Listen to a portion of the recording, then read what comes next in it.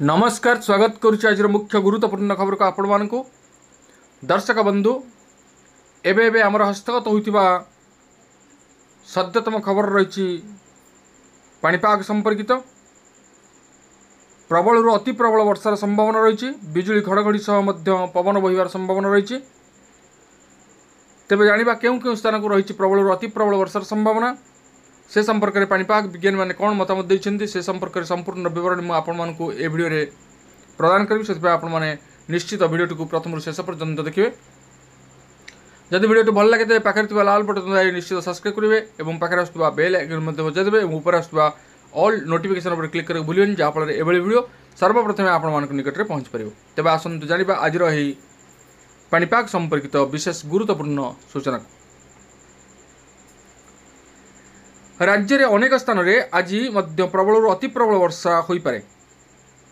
वर्षा नहीं पूर्वानुमान कर भुवनेश्वर स्थित आंचलिक पाणीपाग विज्ञान केन्द्र।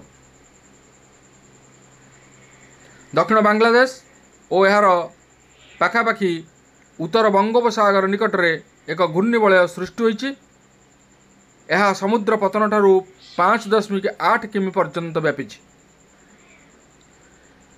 घूर्णिवलय प्रभाव में 12 तारीख जाए राज्यर विभिन्न स्थान में मध्यम रु प्रबल वर्षा होवार संभावना रही।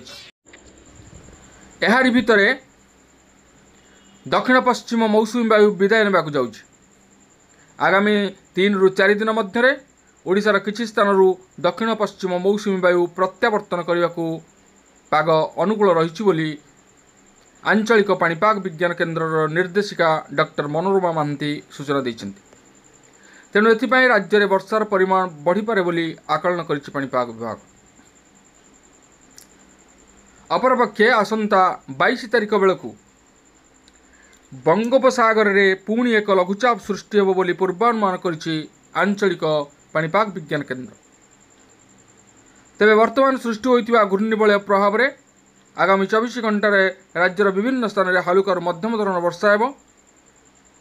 एथिसह उपकूलवर्ती अंचल एवं यार आखपाख अंचल गुड़िक प्रबल वर्षा नहीं येलो वार्निंग जारी कर सब अंचल वर्षा सह बिजुली घड़घड़ी एवं किछि स्थान में झटका पवन बहिबा नहीं सूचना देइछि पाणीपाग विभाग। आज दक्षिण ओडिशार विभिन्न जिला और उत्तर उपकूलवर्ती एवं पाखापाखि जिला गुड़िक हालुकार मध्यम धरण वर्षा हो जाइछि। तेबे आमे देखुचे वर्तमान पाग बेस अनुकूल रही जहाँ दक्षिण पश्चिम मौसुमी वायु प्रत्यावर्तन करने समय। तेणु यही समय बंगोपसागर जो लघुचाप सृष्टि हुए ताहा निश्चित रूपे एक भयंकर रूप धारण करे से समस्त मन में एक भय रही। पाणीपाग विज्ञानी माने सदासर्वदा ये लघुचाप सृष्टि उपर दृष्टि रखिछन्ति। तेबे जहाँ हो वर्तमान आगकू शीत आसुची।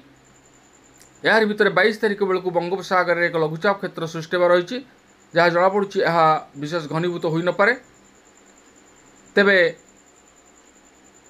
पाणीपाग विज्ञानी मानकर मतामत एवं से प्रचेष्टा एवं से सचेतनता मनोवृत्ति आम मानक बेस सजग करिछि। जदि बा कौन लघुचाप सृष्टि हुए बा कौन बात्यार रूप निए तेबे से संपर्क में पाणीपाग विज्ञानी माने जो मतामत देबे बा सद्यतम खबर देबे ताहा आमे आपण मानक अवगति निमंते निश्चित सर्वप्रथम जणाइबु।